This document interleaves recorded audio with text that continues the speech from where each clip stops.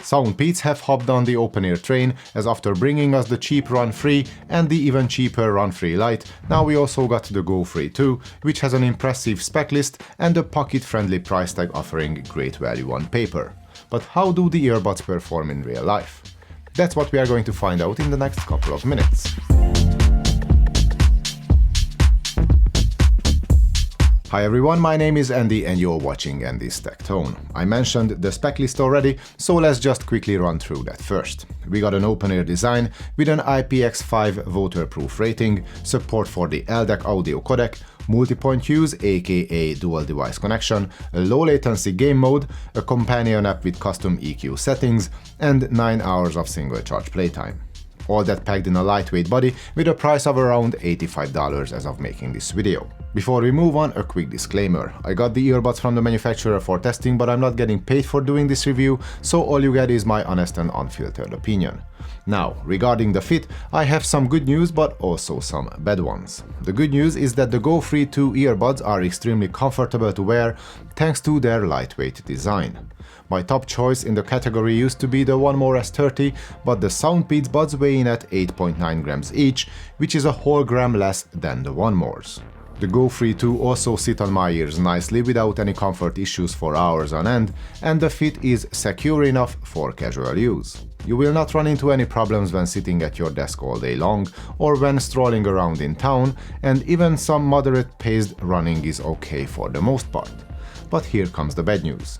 I noticed that the ear hooks are not quite firm enough to keep the speakers steadily in place, and so there is some flopping and budging going on. Some of you may find the flexible ear hooks a positive, and in terms of comfort you are absolutely right, but I believe that this flimsiness does not only give you a less than ideal fit for your intense workouts, but it also stops the GoFree 2 from delivering their best performance as far as sound quality goes. I feel like the speakers could be positioned a touch closer to my ear canals in the first place, but due to their loose fit, even if I manage to find the sweet spot, which would give me the best sound, the earbuds will not stay there for long.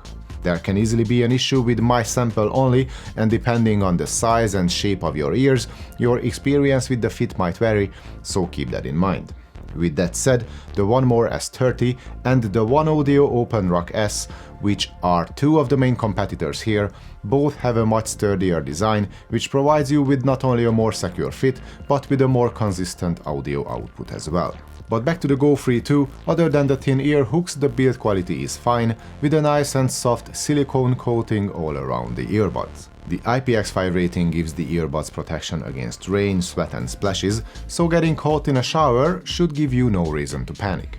That's unless you hate being caught in a shower, of course, which is completely understandable.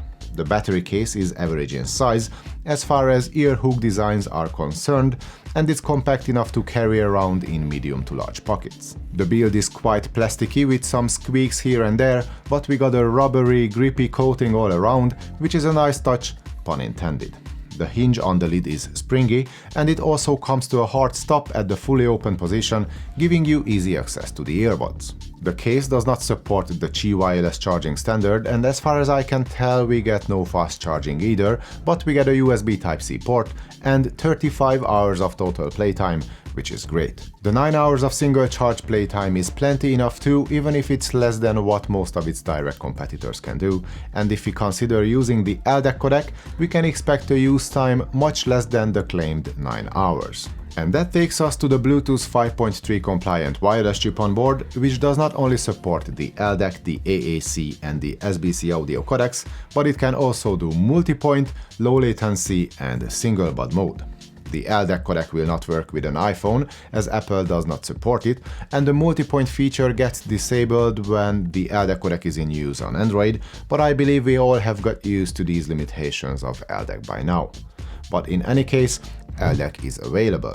Onto multipoint, aka dual device connection, it works across all platforms with instant and automatic switching for incoming phone calls. The manual switching, on the other hand, takes a couple of seconds when playing music or videos on two different devices. Each of the earbuds can be used on their own, thanks to the single bud mode support, and using an extremely long tap action on the touch panel of each bud, you can turn them on and off without having to use the battery case. The latency out of the box is good enough for watching videos without noticeable lip sync issues, and by enabling game mode, the delay in sound dips below the 100 millisecond mark, which makes the GoFree 2 suitable for gamers. Neither the One More S30 nor the One Audio OpenRock S have LDAC, and multipoint is also missing from those two, along with the low latency game mode. And now let me give you a few quick audio samples from the built-in microphones on the Soundpeats GoFree 2. Now, we got two mics on each earbud, and this is the phone call quality you can expect in a quiet environment. And in case you were wondering how the mics would perform in a more challenging scenario, here is another audio sample for you. So this is the phone call quality you can expect from the Soundpeats GoFree 2 after adding some traffic noise and a slight heat to the mix. Onto the controls, we have a touch-sensitive interface on each side, and between the two panels we get to control play, pause, tracks, volume and our voice assistant. On top of that, we can also activate the game mode from the buds, and we can power them on and off.